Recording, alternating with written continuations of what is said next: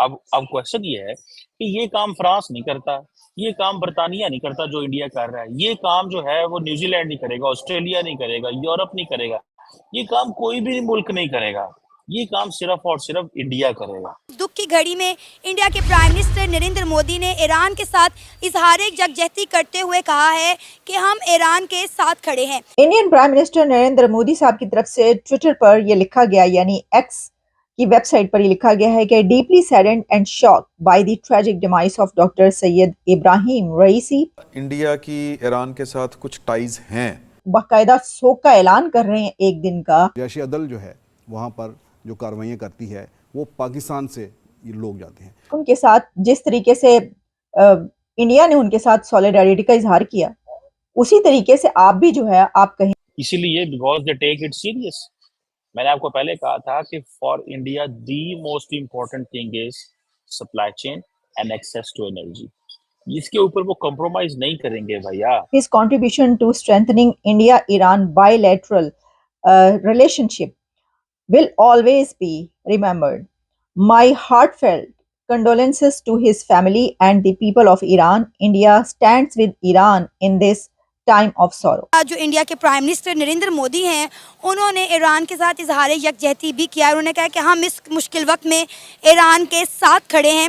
अब 10 साल के लिए कंट्रोल संभाला जो एग्रीमेंट हुआ था, और जाहिर है कि वो एग्रीमेंट ईरान की इसी हुकूमत जिसके सरबराह इब्राहिम रईसी थे, उन्होंने ही किया था ये। हेलो फ्रेंड्स, जय हिंद। हिंदुस्तान स्पेशल में आपका स्वागत है दोस्तों। ईरान के राष्ट्रपति इब्राहिम रईसी, विदेश मंत्री हुसैन अमीर और 7 अन्य लोगों की हेलीकॉप्टर हादसे में मौत पर भारत सरकार ने बड़ा फैसला लिया है। भारत सरकार ने रईसी और हुसैन अमीर अब्दुल नाइन के सम्मान में मंगलवार यानी 21 मई को 1 दिवसीय राष्ट्रीय शोक की घोषणा की है। विदेश मंत्रालय ने आधिकारिक बयान जारी करते हुए कहा, पूरे भारत में शोक के दिन सभी सरकारी इमारतों पर राष्ट्रीय ध्वज आधा झुका रहेगा। इस दिन कोई भी आधिकारिक मनोरंजन कार्यक्रम आयोजित नहीं किया जाएगा। आपको यहां बता दें कि इब्राहिम रईसी का हेलीकॉप्टर रविवार को घने कोहरे के कारण पूर्वी अजरबैजान प्रांत के पर्वतीय वन क्षेत्र में पहाड़ियों से टकराकर दुर्घटनाग्रस्त हो गया था। खराब मौसम की वजह से वहां पहुंचने में काफी मुशक्कत करनी पड़ी और वह सोमवार तड़के ही वहां पहुंच पाए। वहीं प्रथम उपराष्ट्रपति मोहम्मद मोखबर को देश का कार्यवाहक राष्ट्रपति नियुक्त किया गया है। अब पाकिस्तानी मीडिया ये चर्चा कराए कि देखो, भारत ने 21 मई को राष्ट्रीय शोक की घोषणा कर दी है। नाजरीन, ईरान ने अपने प्रेसिडेंट के इंतकाल पर 5 दिन के शोक का ऐलान कर दिया है।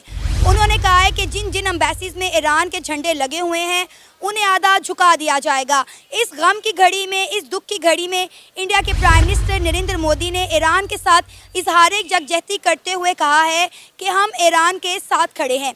इस सारे मामले पर पाकिस्तानी अवाम का क्या कहना है? ईरान के जो प्रेसिडेंट हैं उनकी डेथ डिक्लेयर कर दी गई है। एक अफसोसनाक हादसे में वो अपनी ज़िंदगी की बाजी हार गए हैं।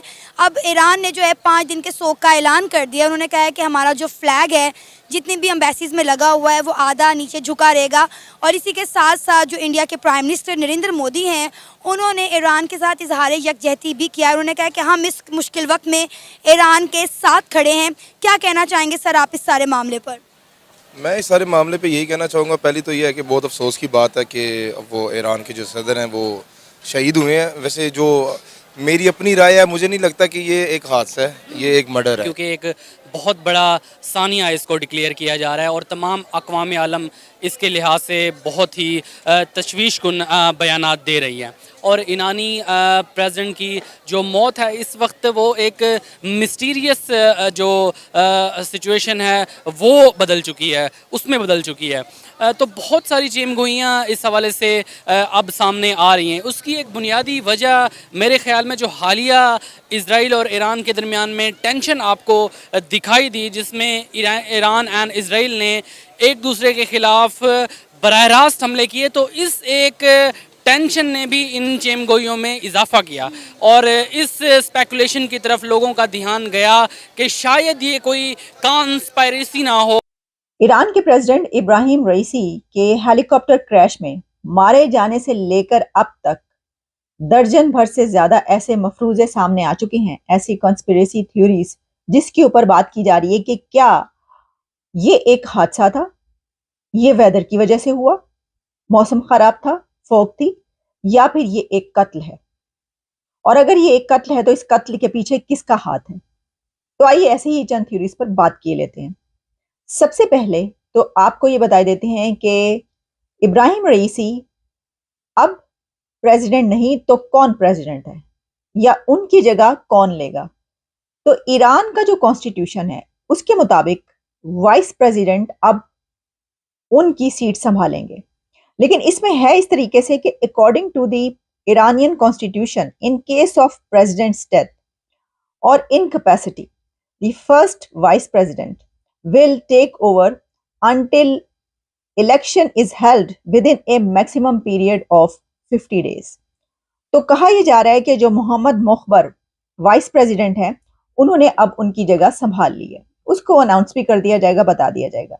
लेकिन ईरानी मीडिया की तरफ से ये अनाउंस कर दिया गया है और बता दिया गया है कि ये हलाकतें हो गई हैं, और अब जैसा कि आप तस्वीरें देख रहे हैं इस वीडियो में, इस प्रोग्राम में आपको इमेजेस नज़र आ रहे हैं कि उस फॉरेस्ट में जो रेस्क्यू टीम्स थी उन्होंने कैसे तलाश किया, उनकी लाशें किस तरीके से तलाश की गई, और ये फुटेजेस जो हैं वो पूरी दुनिया में चल रही हैं। दुनिया भर से इस वक्त मैसेजेस जो हैं वो पहुंच रहे हैं ईरान, और इसमें इंडिया के प्राइम मिनिस्टर नरेंद्र मोदी साहब की तरफ से मैसेज गया है वहां तक, पाकिस्तान के प्राइम मिनिस्टर शहबाज शरीफ साहब की तरफ से, हमास के लीडर्स की तरफ से, इराक के प्राइम मिनिस्टर की तरफ से, कतर के लीडर्स की तरफ से, और जो अरब कंट्रीज़ हैं उनकी तरफ से। लेकिन अभी तक, जब तक कि मैं ये प्रोग्राम आपके लिए कर रही हूँ, तो अमेरिका के प्रेसिडेंट जो बाइडन की तरफ से कोई पैगाम ऐसा हमें नज़र नहीं आया। लेकिन इजराइल ने तो बिल्कुल जैसे ही इस हादसे की खबर पहुँचती है तो मिस्टर नेतन्याहू की तरफ से कहा गया कि उनका इसमें कोई हाथ नहीं है।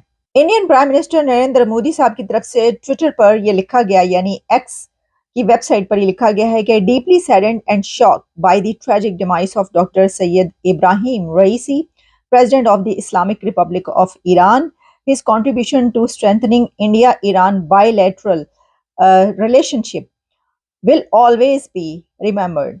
My heartfelt condolences to his family and the people of Iran. India stands with Iran in this time of sorrow. अब आप जानते हैं कि ईरान और इंडिया के ताल्लुकात बहुत ही ज़बरदस्त जा रहे थे, बल्कि आपको ये भी मालूम है कि हमने कुछ दिन पहले आप तक खबरें पहुंचाई, ये जो चाबहार पोर्ट है उसका कंट्रोल इंडिया ने संभाल लिया है। चाबहार पोर्ट पे पहले भी इंडिया जो है वहाँ पर मौजूद था, और लेकिन अब 10 साल के लिए कंट्रोल संभाला, जो एग्रीमेंट हुआ था।